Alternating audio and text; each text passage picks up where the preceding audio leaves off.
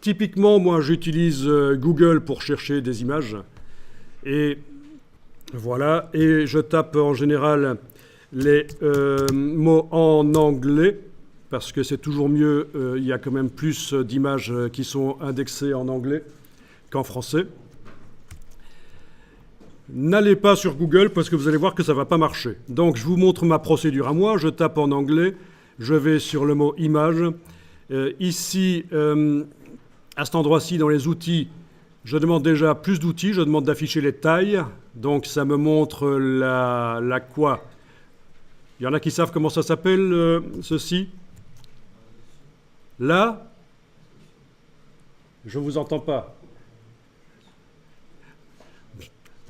Alors, ceux qui disent que c'est la résolution, en général, c'est la réponse qu'on donne.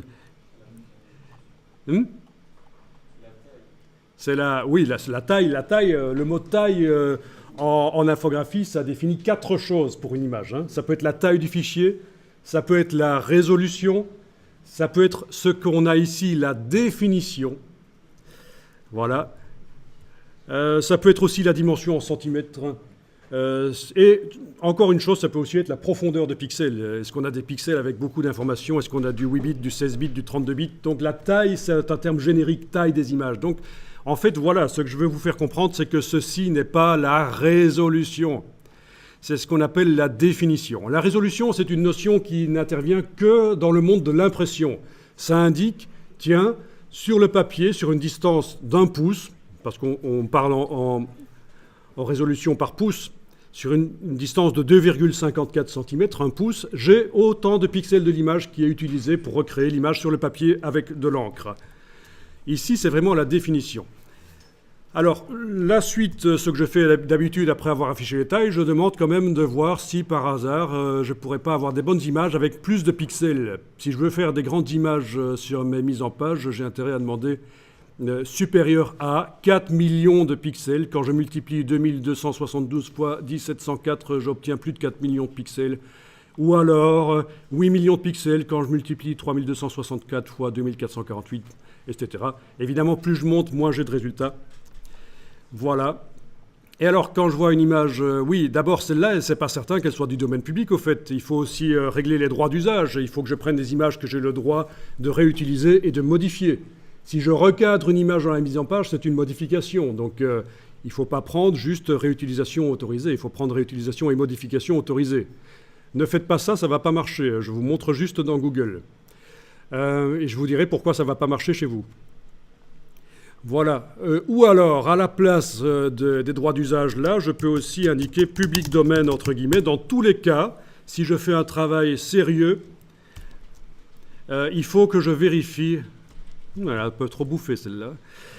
Il faut que je vérifie si les images, vraiment sur la page web qui contient l'image, si l'image est réellement du domaine public, si j'ai le droit de l'utiliser. Alors pourquoi ça ne va pas marcher chez vous? Je vous montre pourquoi. Parce que depuis quelques mois, depuis 1 an à peu près, Google a retiré le bouton qui permet de voir l'image en haute définition.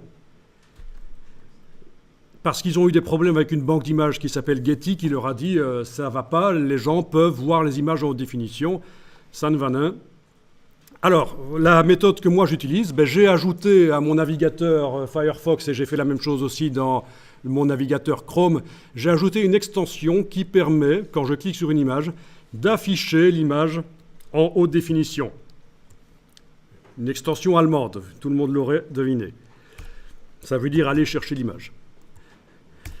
Bon, vous ne l'avez pas. Donc, pour afficher l'image haute définition, ça ne va pas aller. Vous allez juste avoir l'image en basse définition. Ça ne va pas le faire. Donc, ce que vous allez faire, c'est utiliser un autre moteur de recherche d'images. Et il se trouve que le moteur Bing, par exemple, il a toujours ce bouton qui permet d'afficher les images en haute définition. Donc, ça va être mieux. Voilà.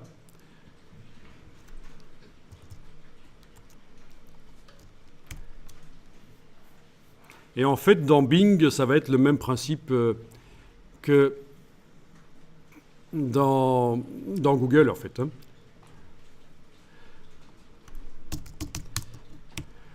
Voilà, dans Bing, par exemple, je recommence la même recherche. Hein. Bon, il n'est pas certain que ça donne les mêmes résultats que Google, évidemment. Le système d'indexation n'est pas le même. Hein. Je vais ici taper, entre guillemets, public domaine. Je vais dans la partie images. Donc ça, vous pouvez le faire dans Bing. Et quand je clique sur une image, j'ai la possibilité ici de demander afficher l'image. Et normalement, ça m'affiche l'image en haute définition, sauf que j'ai oublié un truc.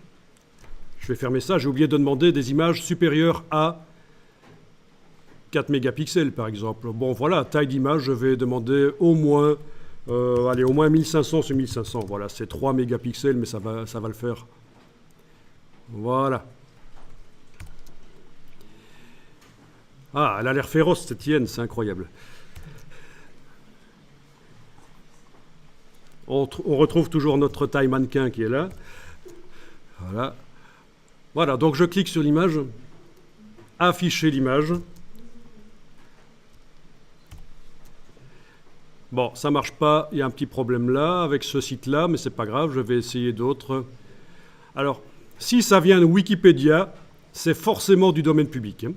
Vous n'avez pas à vous poser la question, celle-là vient de Wikipédia, j'avais vu sur la page de Bing, ça vient de Wikipédia, c'est forcément du domaine public. Alors, je vais vous demander d'aller chercher n'importe quel sujet que vous voulez, pas nécessairement des hyènes, parce que ce sont quand même des animaux assez dégueulasses, et je peux comprendre que ça ne vous plaise pas.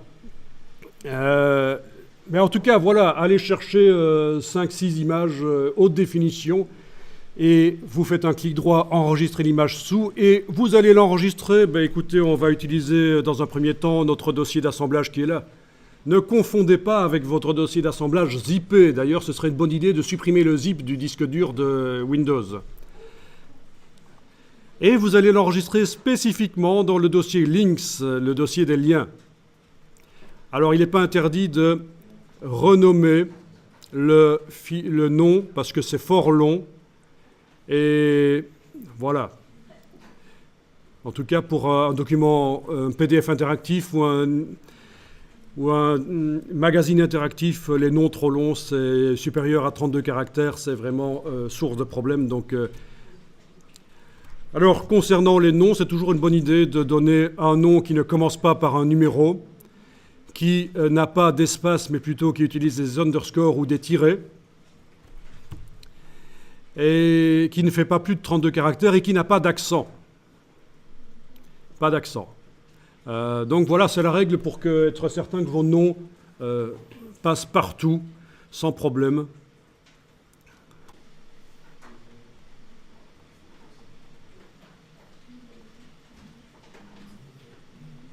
Ah tiens, j'ai enregistré l'image alors qu'elle est composée de numéros.